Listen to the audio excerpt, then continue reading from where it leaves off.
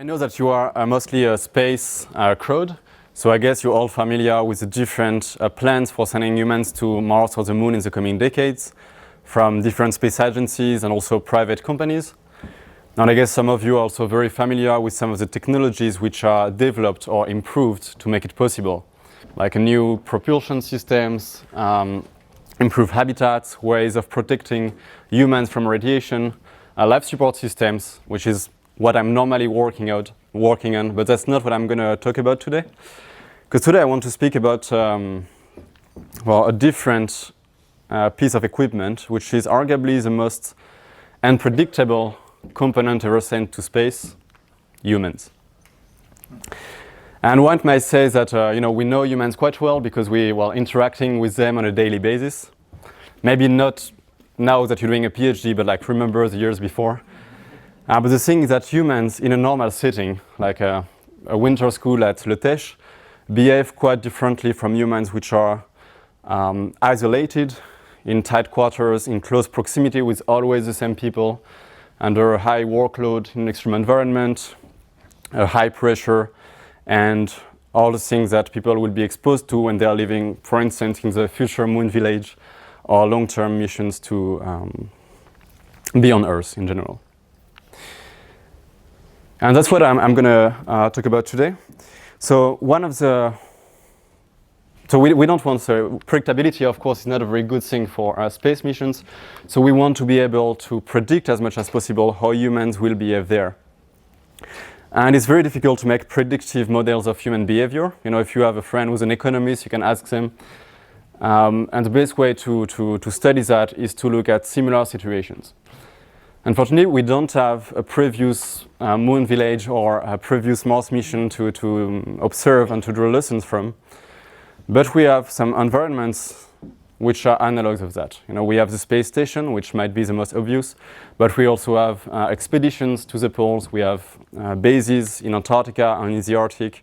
We have submarines, and we have also some bases which are built to be analogous to Moon or Mars bases.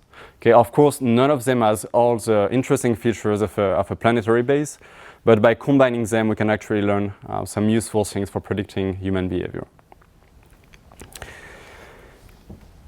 And I like to speak from personal experience, so I'm going to illustrate some of the things I'm going to tell you today with anecdotes of some of the missions that I took part in.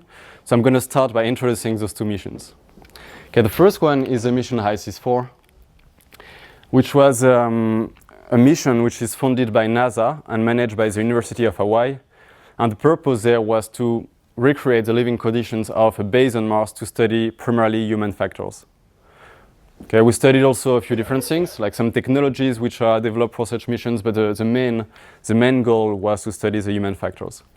And it took place on the slope of the Mauna Loa volcano in Hawaii, which is, a bit similar to Mars. As you can maybe see here, I don't know if the lighting is good, but you have a volcanic rock with different shades of red and black, huge volcanoes, and basically no visible trace of civilization besides the small base. And so we were 6 people living in this dome here, which was about 11 meters in diameter. And we were trying to live in conditions which are as close as possible as a mission to Mars. For instance, we never went outside without a spacesuit analog, which means that for 1 year we were never exposed directly to sunlight or to fresh air. We had no direct communication, so no phone, no internet, which means no Facebook, WhatsApp, Skype, or whatever you're using. We had only a communication system which is based on emails, but has a 40-minute delay in both directions. A 20-minute delay in both directions, which means that if you're sending a message, you know that you will never have an answer in less than 40 minutes. So for 1 year, we never talked to or saw anybody else outside the 6 of us. That's how it looked inside. Okay, so it's the diameter was actually quite small. So it's 11 meters, but since it's a dome, it's quite spacious. You have an impression of space. There is a big volume, and it's a bit like being in a hemispheric movie theater. Okay, but it's all white, so it gets boring after some time. And the thing we were doing there was research. Okay, we all had our own research projects because we're all engineers or scientists or something approaching. And we took advantage of the infrastructure for our own experiments. But our main job there was to be test subjects. So we were studied by different teams of scientists, which were, for instance, giving us surveys to fill in. We had about maybe a dozen surveys every day with questions about what we had done during the day, how we had slept, about our mood, about our interactions, and a lot of different aspects of our life there. We also had sensors. We had sensors around our wrists, around our chests, around our necks, which were documenting our sleep, our physical activity, our heart rate, and even our interactions. We had those badges, those little boxes here, which are called sociometric badges. We were able to know how close we were physically from each other, who was interacting with whom, how often, how body was reacting to those interactions, for instance, by correlating it to heart rate, and so on. And finally, there were some cameras. You can see one here in some aspects, in some parts of the dome, which were constantly filming. But funnily enough, it is actually those badges that made us feel self-conscious at times. We had a lot of different, let's say, a lot of different tests. For instance, tasks which were made for assessing our level of cooperation throughout the mission. We were giving also biological samples of urine, of saliva, of hair. It's actually quite funny. We all had this square at the back of our head where hair samples were taken regularly. And that was to document our, basically to measure some hormones, and like this to document our stress either through time or after some specific tasks. We also had some tasks to perform outside in spacesuit analogs. For instance, some cooperative tasks to see how our cooperation was changing through time, some research projects to assess our ability to perform complex tasks, some exploratory missions, for instance, mapping the inside of a lava tube, and so on. There are a lot of different things, but I don't want to speak about it too much. But yeah, basically the point is everything we're doing during the day or even during the night was interesting to at least one team of researchers. So that was the HICIS-4 mission. And the second mission I will talk about is a winter over at Concordia Station in Antarctica. So that's Concordia. It's a base which is about 1,000 kilometers inland, and it's one of the only 3 bases in Antarctica which is, inside the continent, open during the whole year. It's managed jointly by France and Italy, which already makes it a bit special, not because it is France and Italy, but because it's the only permanent base in Antarctica which is managed jointly by 2 different countries, okay, with all the advantages and difficulties that it implies. And it's a place which is extreme in different ways. The most obvious one is that it is quite cold, because that's, for instance, what happens when you throw boiling water in the air. The temperatures in winter can go down to below minus 80 degrees Celsius. So it's quite cold. It's also very isolated. Okay, in summer you can have up to 80 people in the base. People can come and go. There are planes which are connecting Concordia to the coast. But then, from early February, everybody leaves except a dozen people. We were 13 last year. And those spend what is called the winter over. The winter over there, it lasts for 9 months. And during those 9 months, it's so cold that planes cannot come anymore. So whatever happens, the crew knows that they will not evacuate the base. That they will not evacuate the base, and that nobody will come to rescue them. Another challenge is the fact that there is little oxygen. First, because it's at 3.2 kilometers of altitude, and also because the atmosphere is thinner at the poles. So you have a bit more than 60% of the oxygen level that we have here, which is equivalent to being between 3.7 and 4 kilometers of altitude in the Alps.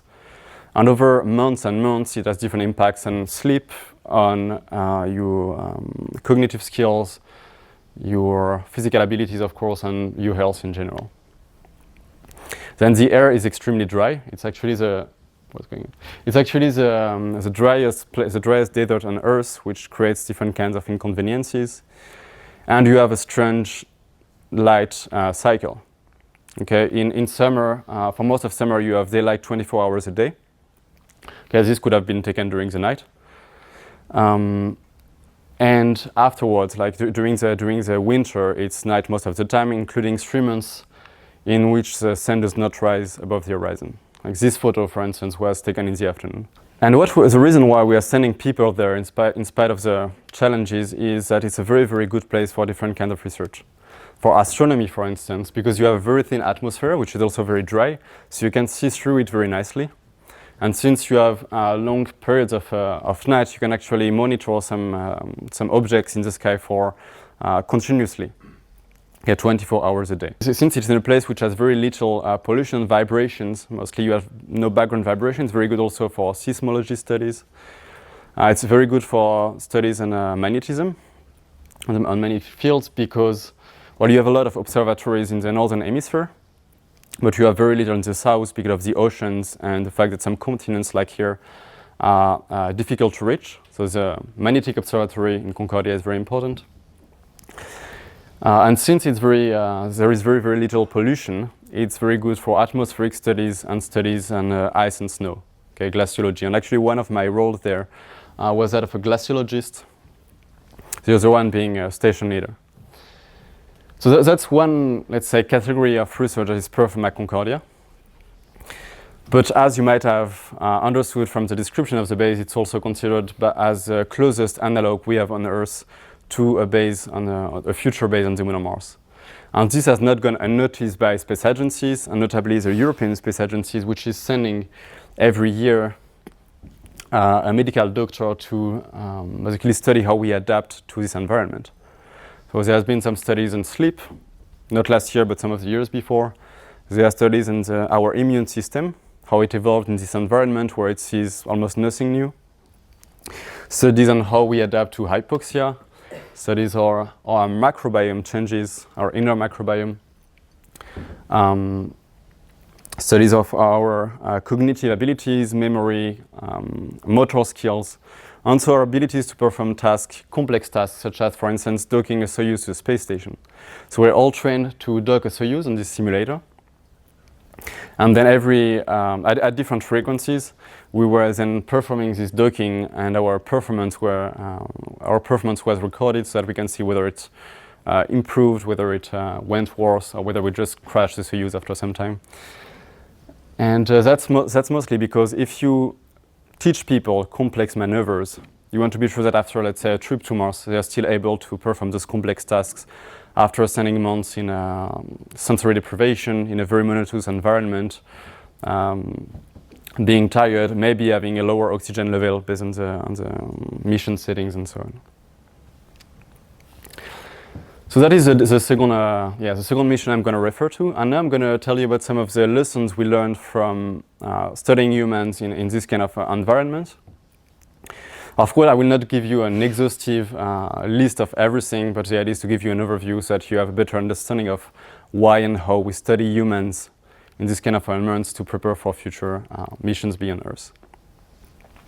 Now also, I want to point out also that although I'm going to use anecdotes from those missions to illustrate some of those lessons, the lessons are not drawn only and not even mainly from those experiments. Okay, they are lessons which comes from years of exploration. One of the most important domains in which we are learning from life in extreme environments is group interactions, which, as you probably can guess, are critical in isolated and confined environments. Okay, imagine, for instance, that you've been selected for a mission to Mars. Launch day is maybe the most exciting day of your life. You leave Earth, you have a beautiful view of your planet from the window, you have a lot of exciting things to do. Your crewmates are the best people in the world and so on. But then as time goes by, the view through the window becomes not boring, but you have seen it already and you get used to it. The tasks that you have to do become monotonous. The people around you, you know all the anecdotes, all the jokes. You don't really get any new inputs from them, and you cannot really get away from them. You know, they're 24 hours a day. You always hear them. They're always next to you, and maybe they're getting a bit on your nerves. Okay, and you know that you still have months or even years to spend with them in this kind of environment, and that can be a problem if there is no countermeasure, right? And it's even worse because with time, the isolation and the confinement have some, let's say, strange impacts on people's psychology, which can exacerbate those kind of issues. Okay, one thing, for instance, which is quite common is what is called macro-stimuli. Okay, little things that people do that normally would not bother you, or that you would maybe not even notice, like, I don't know, the way that somebody fidgets, with a pen, or the fact that they are chewing loudly, or some, they use maybe the word literally inappropriately all the time. This kind of thing. And normally it's not a big problem, but if you're exposed to this constantly for months, it can actually become a huge concern. Again, sometimes when you hear about fights that happen in Antarctic stations, for instance, you are surprised by how little it created that. You're like, why do people get mad for that? It's nothing if you see it from your normal eyes when you are in a normal situation. And then there are things which are not exactly micro-stimuli, which are little problems, but which normally are okay. Like somebody maybe is stressed one day and talks to you in the way which is not the most respectful. Normally, maybe you'd just be, okay, well, that's fine, I'm going to come back later. But in this kind of environment, it can become a huge issue for different reasons. And imagine also that one person has this kind of interaction with somebody else. Like, let's say person A has this interaction with person B, and they tell person C about that. And person C also didn't really like person B, they don't really know why, but they will tell each other the stories and start amplifying their own, reciprocally their feelings about that person. And after some time of going like this in a closed circuit with that new input, they can start hating person B, even though that person did not really do anything wrong. If it's a person alone, that person can be completely isolated from the crew. It actually happens regularly in this kind of environment. And if it's like a group and another group, then you can have actually two subgroups which will sometimes not interact properly together, or at worst start fighting each other. Okay, and sometimes it happens within the crew, and that's very bad for the proceedings of the mission.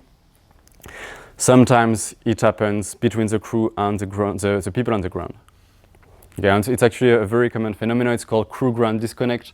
When people from the crew start thinking, they're not answering our emails very quickly, they don't care about us.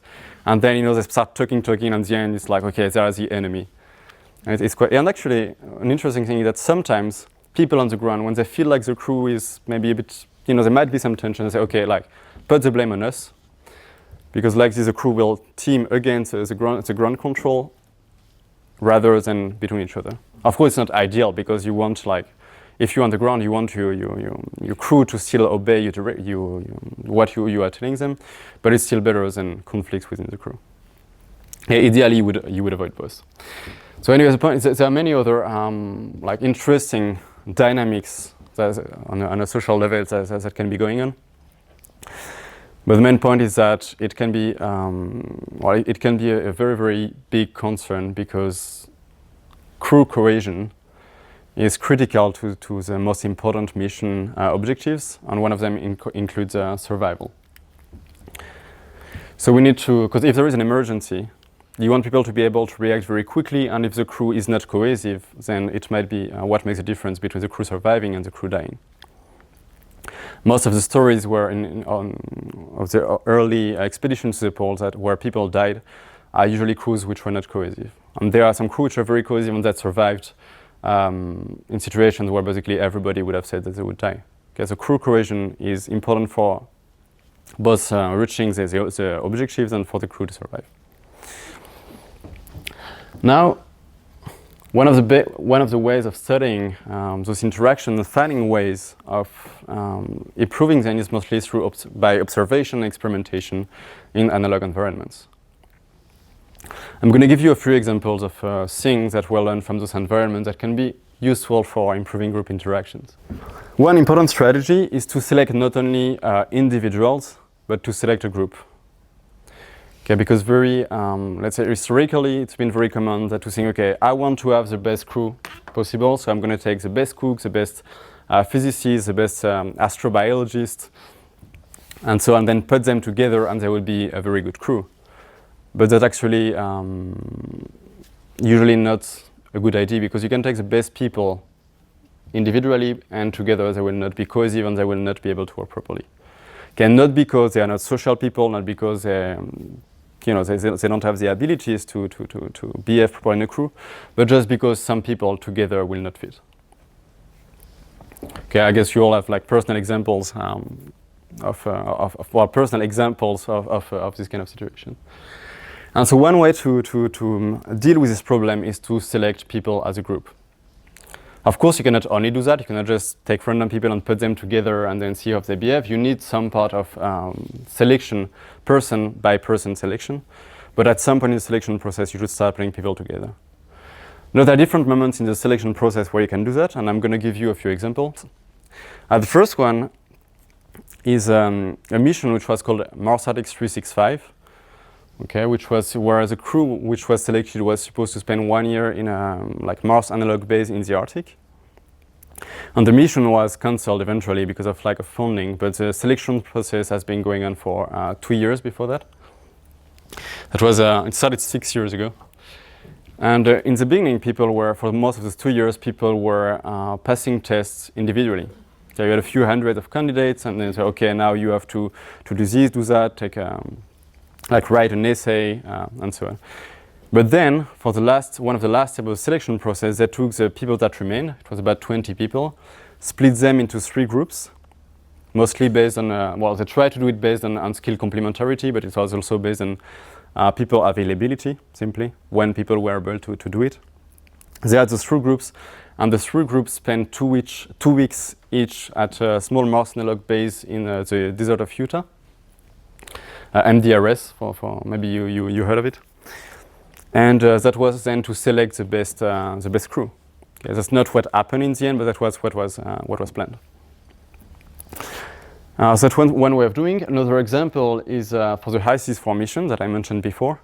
For this one, people were mostly selected individually, and then for the final step of the selection, they took 8 people, and they wanted a crew of 6 in the end. They brought us to at the entrance of a national park in Wyoming with some tents, food, products to purify water, maps, and then say, okay, you have 5 days to go to this point on the map. And during those 5 days, we had to walk together, cook together, and more generally spend time together in close quarters. And then in the end of this week, they basically got feedback from the crew, and they took out 2 people, which were not necessarily the 2 people which were worst as individuals, but 2 people that fit the list in the crew. Now, a third example is what happened for Concordia. So for this one, it was a bit complicated because there are, as I said, 2 countries involved. There is on the Italian side the PNRA, which is the Italian Institute for Research in Antarctica. And there is IPEV, which is a French Polar Institute, and both of them initially recruited people separately. Okay. For the Italian side, which was the side for which I was working, part of the selection was individual, so we had lots of psychological screening, medical tests, and so on. But then after that, they took all the people that they had pre-selected for 1 week of training, where they had theoretical training, but also a lot of different tests. For instance, here you have our, it was then our future medical doctor was crossing a tunnel in flames. We had lots of tests like that, like rescue in water, emergency and first aid training, climbing, and lots of things like this, where we had to work together, and we were constantly observed by a psychologist. Okay, for the whole week, which was then able to see, see how people were fitting together. And then after that, we spent a few days camping on a glacier next to the Mont Blanc. So we basically set up our tents, built walls around it, and then had a normal life camp, so taking turns for cooking and so on. And that was to put us in a situation which was which could be uncomfortable, and where people would be in very close proximity, and like this, take out some people that didn't really fit with the rest of the group. Okay, and then after that, the people selected by the Italian side and the people selected by the French side were put together for a week, where we had further training and team building activities. And there were psychologists as well. And even though at this point, normally the people making it that far, where the people would be the crew, it would still have been possible to detect some important issues and take out some people. Okay, so you have different ways, these are different stages at which you can start selecting people as a group, but it will be very important that people going on a long-term mission to, let's say, the Moon or Mars, spend some time together in an isolated and confined environment so that you can detect problems while it's still time to take people out. Okay, now another way of, let's say, avoiding group interaction issues is to train people, of course, to teach them first cultural awareness. Because some of the most successful expeditions, exploratory missions, were with a very homogeneous crews, okay, which well, had some drawbacks, but also made things easier for group interactions. But this will probably not be the case for future missions to the Moon or Mars, because there will be different countries involved, like on the ISS. We'll need a wide range of skill sets, and you want to represent like wide range of humanity. But the drawback of that is that you can have cultural issues, because in different cultures, of course, some ways of behaving can be interpreted in different ways. And a very simple example is that for HICIS-4, we were 2 Europeans and 4 Americans.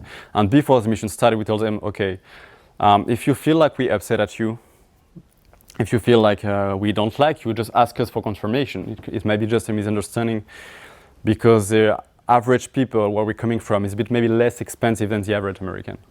I think that's avoided some misunderstandings then during the mission. It was also the case in Concordia, of course, because you had Italians and French, and so we had to discuss basically before the mission what could be misinterpreted by a French from an Italian and conversely. Then another important point is to discuss the issues that people should expect. Okay, people should be aware that they will be affected by the conditions, and people tend to underestimate that. They're like, oh, okay, now maybe people get crazy, but I will be fine, you know. And when you're actually in a good shape and you are in a comfortable environment, it's very difficult to project yourself and imagine how you might think when you will be isolated for months.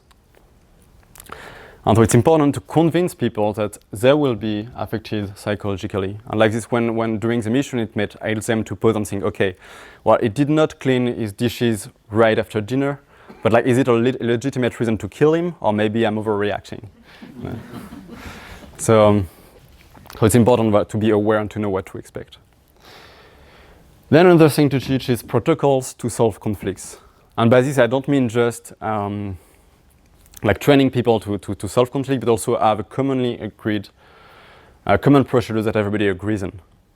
Because once you have an issue during the mission, it's much easier to say, okay, let's follow procedure ABC because we're having some issues, and then everybody sits and knows what to do. It's much easier than be like, okay, let's like sit together in a room and have an awkward conversation.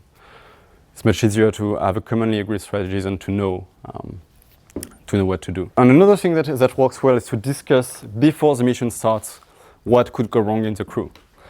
During the final step of the selection for HICIS-4, we sat together and we had a list of points to discuss.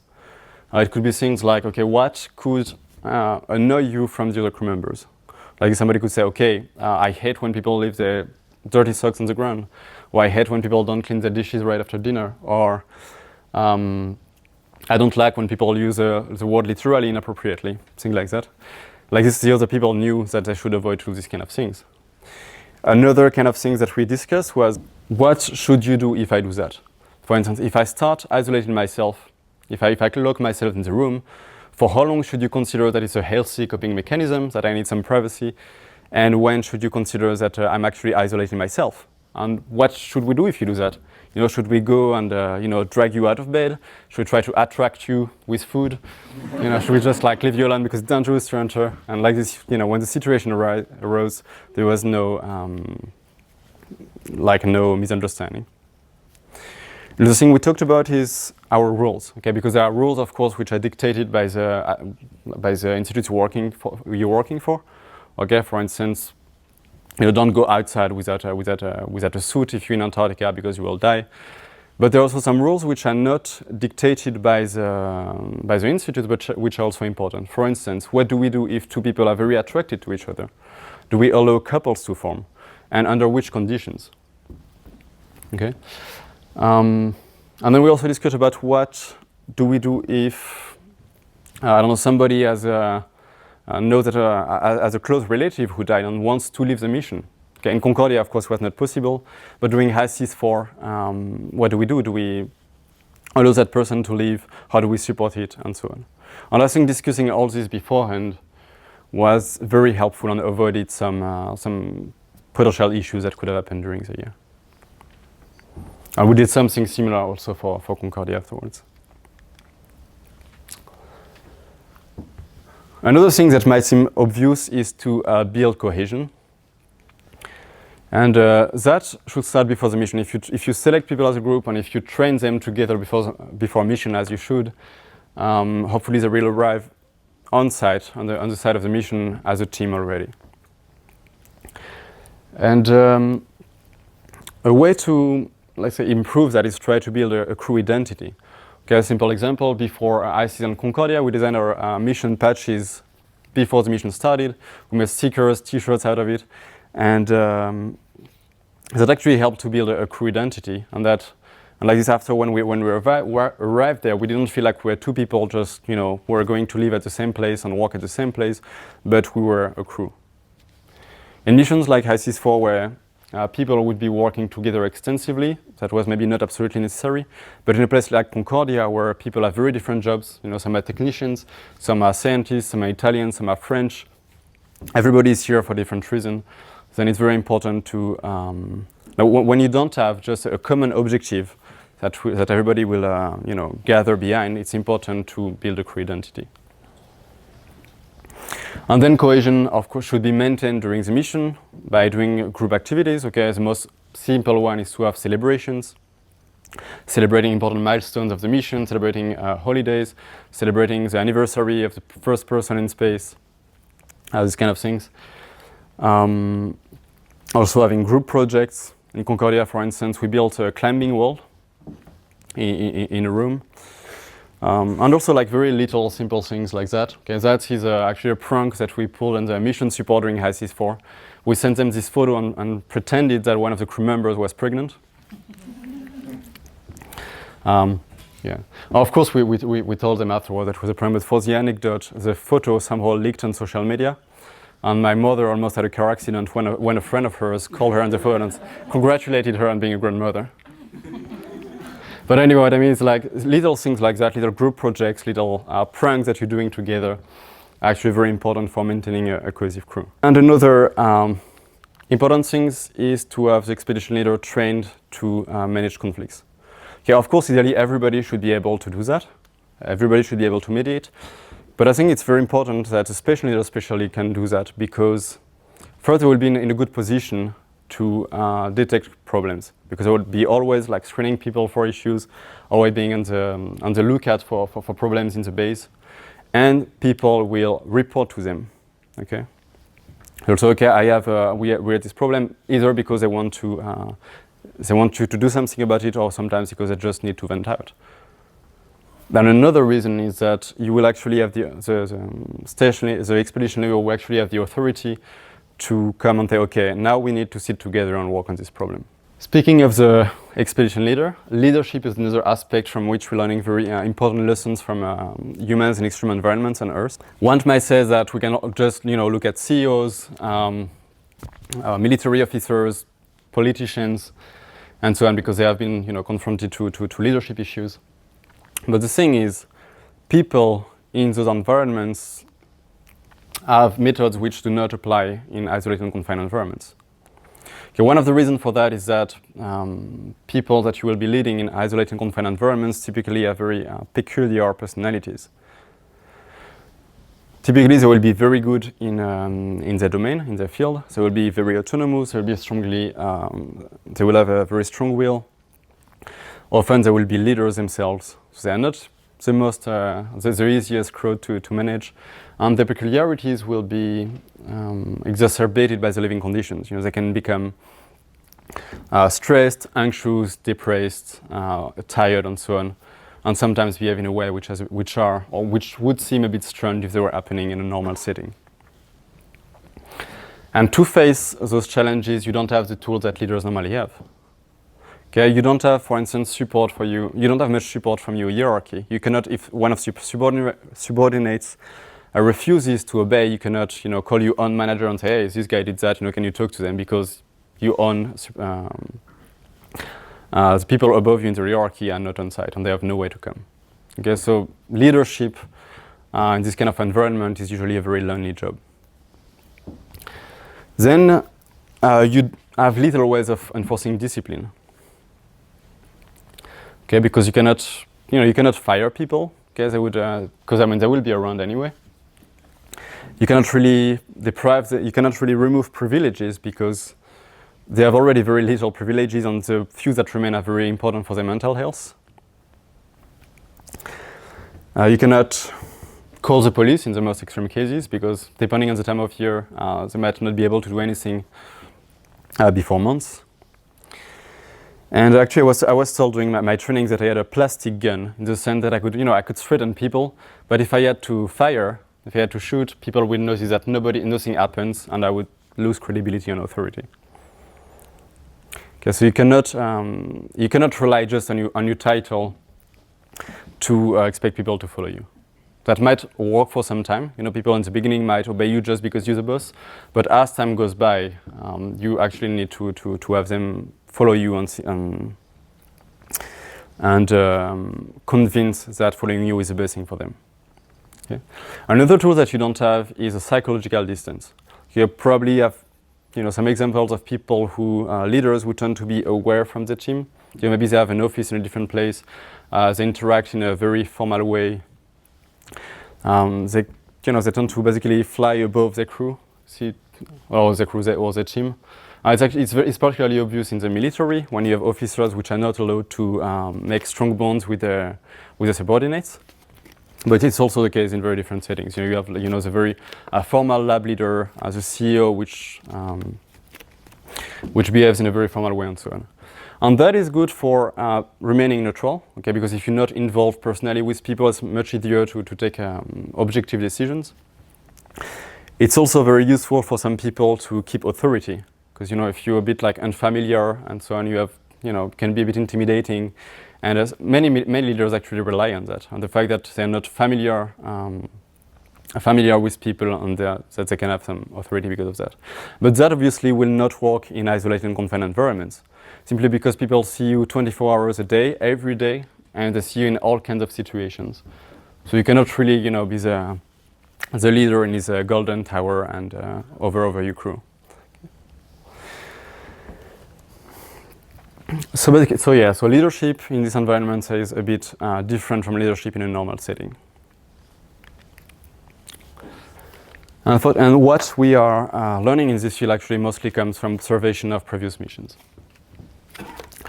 Some of the things that we have seen to be working is to have a democratic style of leadership, which means talking to people before a decision, talking to people who will be affected by the decision, talking to people who will have skills that are important for the decision. Okay, if you want to change the hydraulic system, for instance, you will talk to the plumber, obviously, and that is both because it will allow you to make the best decisions, but also it will allow you to have people support this decision.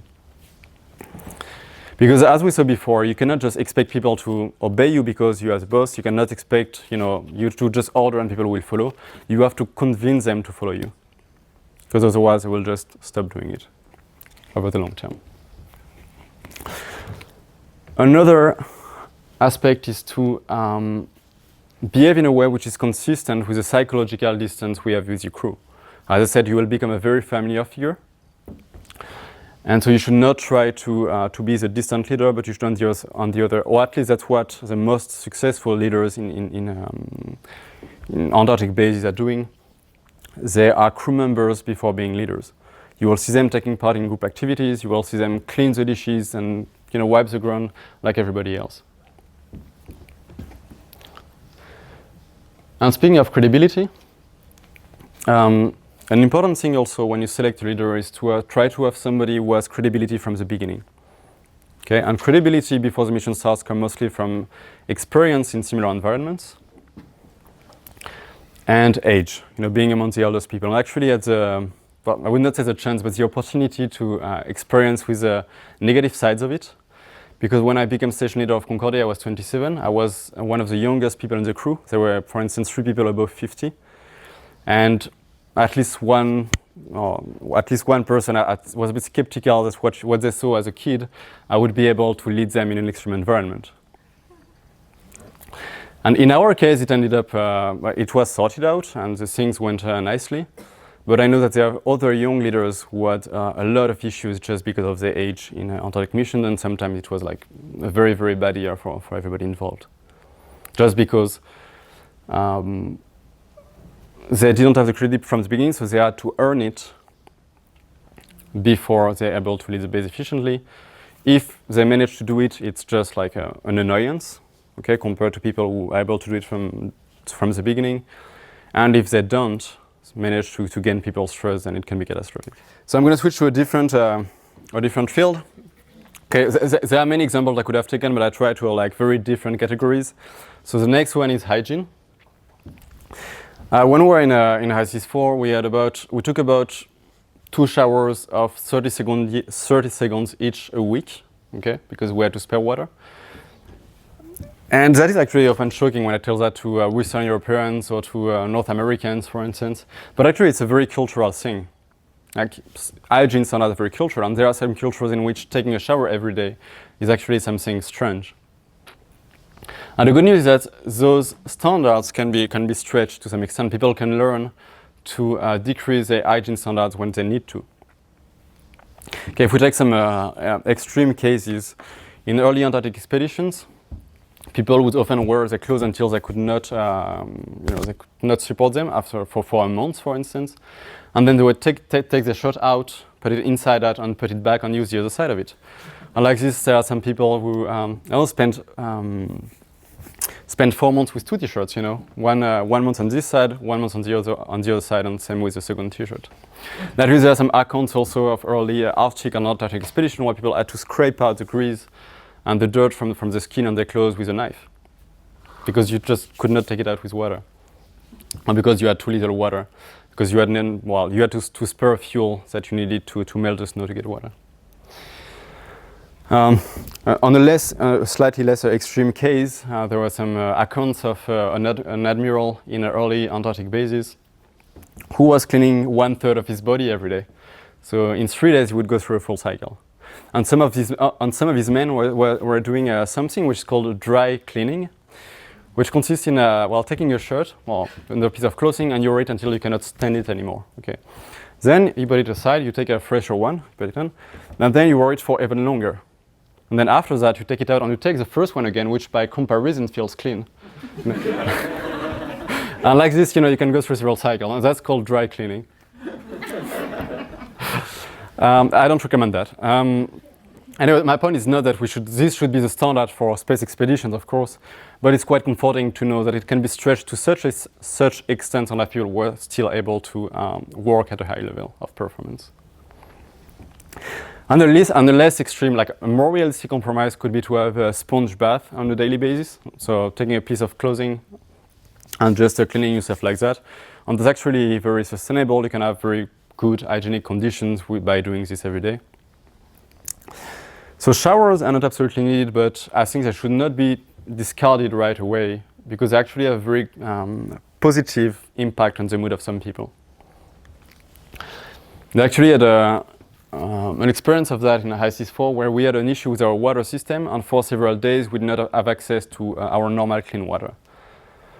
Fortunately, we had a container outside which had some like emergency water, but it had been sitting in the sun for years before that, so all kinds of things had been growing, reproducing, and dying there. So to be able to use it, we built a distillator with using a food box in which we put a heating plate, and we were like this heating water and then getting the condensate.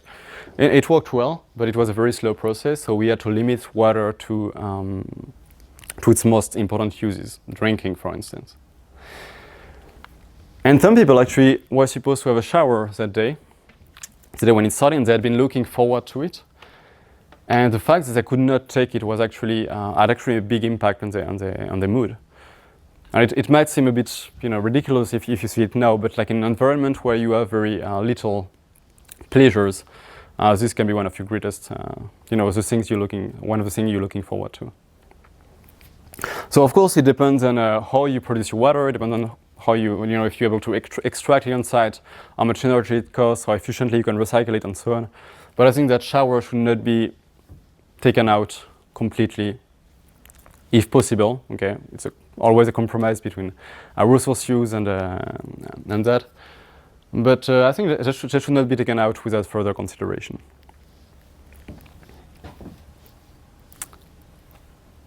Now that is for people who want to get cleaner, okay?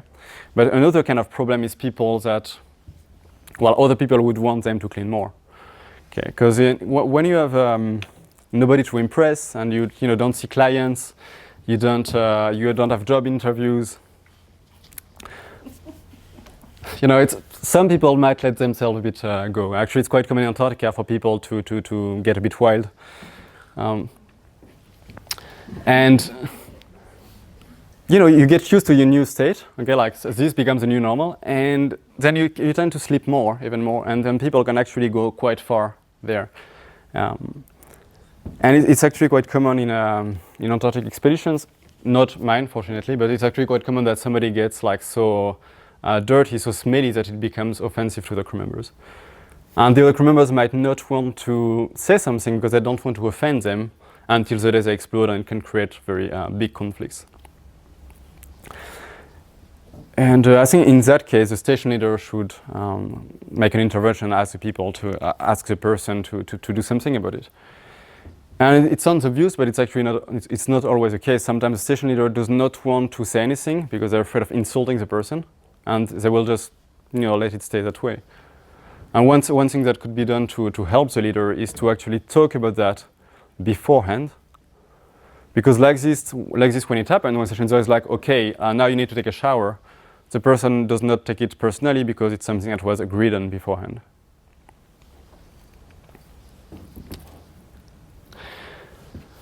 Okay, I'm going to switch to a different topic, food. Food obviously is very important in communities, and I'm going to start by showing two different kinds of food systems, the one we had in Hawaii and the one we had in Antarctica. So that's the kind of food we had in Hawaii, because it was, again, designed to be similar to a Mars base, so you had only shelf-stable food. Here you have like dehydrated carrots, dried broccolis, dried cherries, cubes of dehydrated chicken, so mostly dried food. We also had egg powder, milk powder, cream powder, things like that. We also had a little bit of canned food, but very little. And the way it worked is that every day, one person was responsible for food, every day of the week, and the seventh day was for leftovers. And I don't know if it looks very appetizing like this. But to be honest, it depended on the day of the week, depending on who was cooking. But with a little bit of creativity, you could actually have decent meals. You could, for instance, that's what we did for Thanksgiving, take some cubes of dehydrated turkey, hydrate them, put them together, and get roasted turkey. Okay.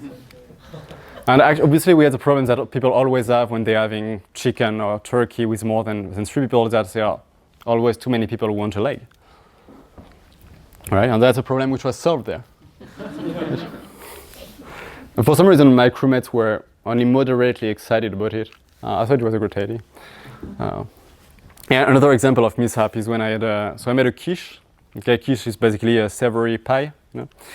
And to make the quiche, I needed to have like dehydrated ham, dehydrated cheese, powdered cream, and so on. And so I had to calculate, okay, for this amount of cheese, I need this amount of water, and so on. And then, okay, so the total amount of water I needed, oh, what? Yeah, okay, yeah. So what was I thinking? Okay, yeah, I need this. I made a mistake.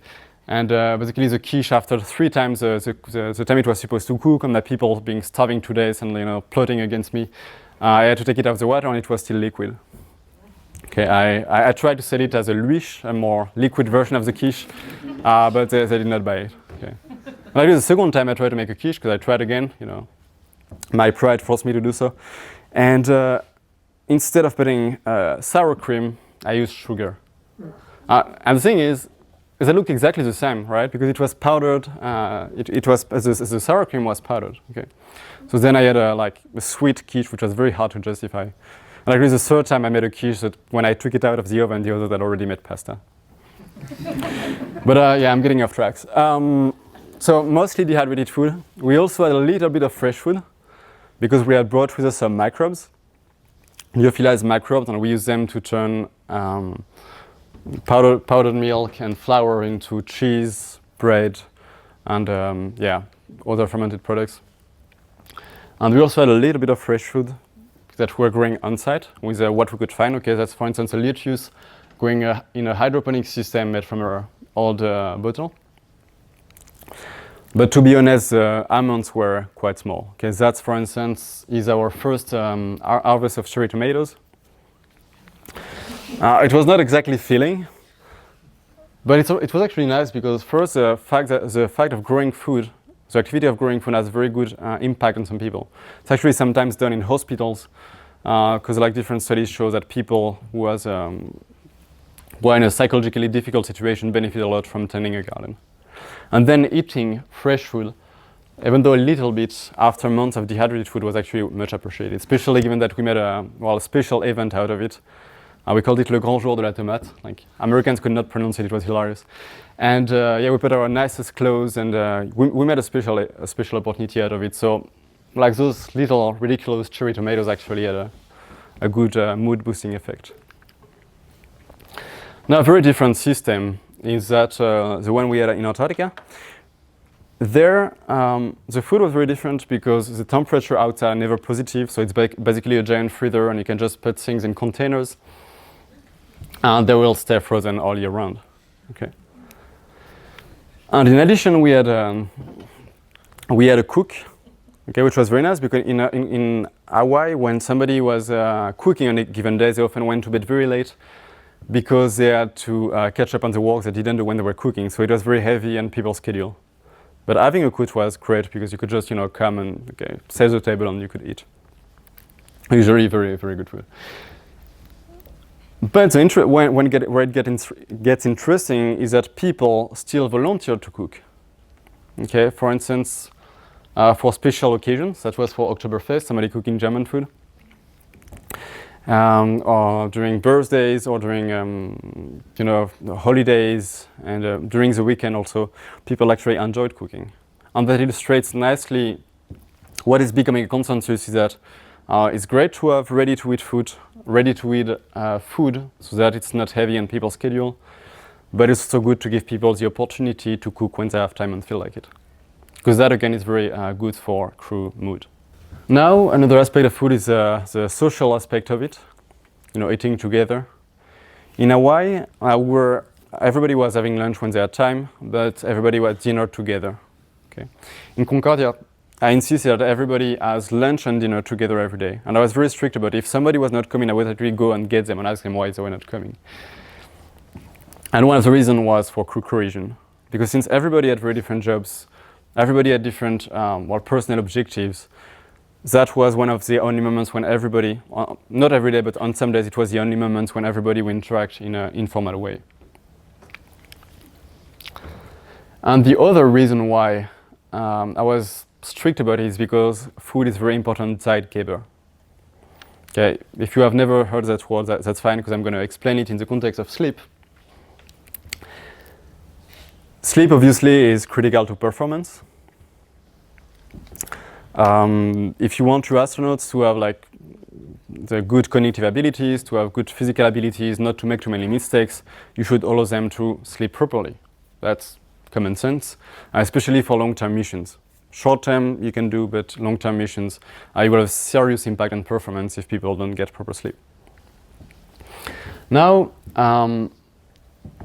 it is quite tricky in this kind of environment. Okay, first because you can have people who are very close and making noise and so on. It can be difficult also to sleep properly when you have spent the whole day indoors. Okay. It can be difficult also if you have a lower oxygen level, but possibly more importantly, it's very difficult if you don't have Zeitgebers. And Zeitgebers are basically cues for your circadian cycle to know what time it is. Okay, the most obvious one maybe is light.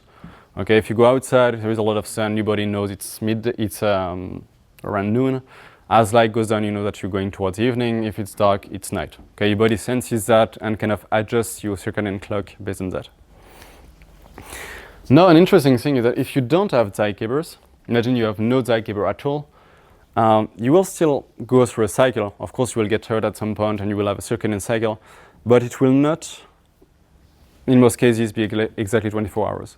Okay, it depends, it changes from person to person, but the average seems to be around 25.4 hours. And you might think, okay, it's not a problem. You know, you can let people free cycle. You know, get up when they wake up, and then go to sleep when they're sleepy. But the problem is that this, like it's called free cycling, actually has been shown to decrease your abilities to cope with this kind of environments, and it is obviously not good for group cohesion. Okay, because if people live in different cycles, it's very difficult to organize group activities. And one thing with space missions that you can have actually weird day-night cycles. Okay, it's obvious on the space station, you know, where you have 90-minute cycles.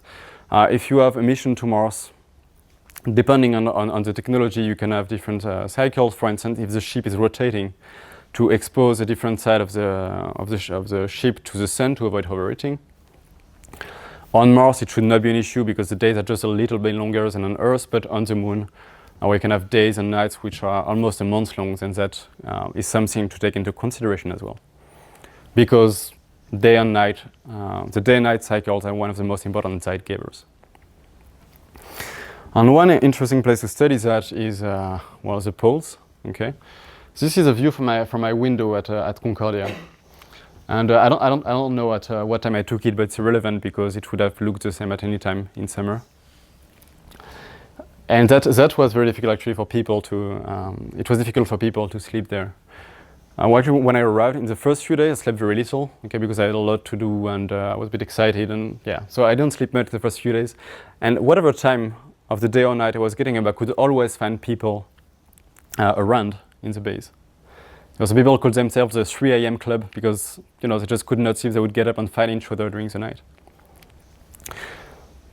And this was solved for some people very quickly. Some people suffered from it only during summer, but some people had this issue during the whole year.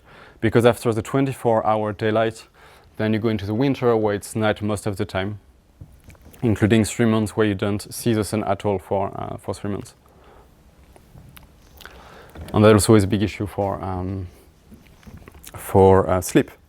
And another advantage of Concordia for studying sleep is that you have hypoxia. You have a low level of oxygen, which creates a lot of sleep disturbances as well. So I'm going to give you some of the, let's say, things that we learn in this kind of environment about sleep. I'm not going to give you, of course, all the common advice, like don't exercise just before bed and so on, because they are very well known. But one of the more specific advice is to provide zeitgebers. One way of doing that could be to change the lighting in the habitat based on the time of day you want it to be. Like put more light around the middle of the day, less light at night, and so on. You could also have a fixed wake-up time. You could have a fixed bedtime. You could have a fixed work schedule, fixed meal time as well. Said meals are an important zeitgeber, and but providing zeitgeber will be critical. Okay, if you don't have a normal light day and night cycle. Another thing that has proved to be important is investing in high-quality sleep quarters, and it sounds like common sense, but it's been neglected in many expeditions because people try to optimize volume and weight. Okay, it can be okay again for a short mission, but in Hawaii, for instance, we had those little bedrooms, and the sound insulation was very bad. Okay, just by listening, I could always know where people were and what they were doing. And for some people, it was very difficult to sleep in those conditions, and it had a big impact on their performances. And the third point, there are many things I could mention, but I'm going to limit myself to 3: avoiding shifts. Okay, shifts have been the normal way to do exploration in the past. You always wanted part of the crew to be awake at all times in case there was an emergency. It made sense at the time for safety. But there are lots of drawbacks of that. First, some people will, it will be hard to provide Zeitgebers because, well, somebody's noon will be somebody else's midnight. It will be some people will be awake when they're sleeping, so might noise and prevent them from sleeping properly. It's hard also it's hard on crew cohesion because it's hard to bond with somebody who's sleeping when you're awake, who's having an after-work drink when you're having breakfast, and so on. And actually, shifts are less and less necessary because now you have alarms on all the critical systems. Okay, hopefully the alarms on future space missions will be more reliable than even humans. And that's the choice we made in Concordia. Even though some systems were critical for survival, we did not take shifts. Everybody was sleeping at about the same time because we had an alarm system that was ringing in our bedrooms. So sometimes in the middle of the night, you would be awakened by a crazy noise. And I would listen, I would hear like a door slamming open and some quick footsteps, and I would know it was a technician in underwear running to the source of the problem. Okay? And even though they were awakened in the middle of sleep, they were still able to act very, very quickly.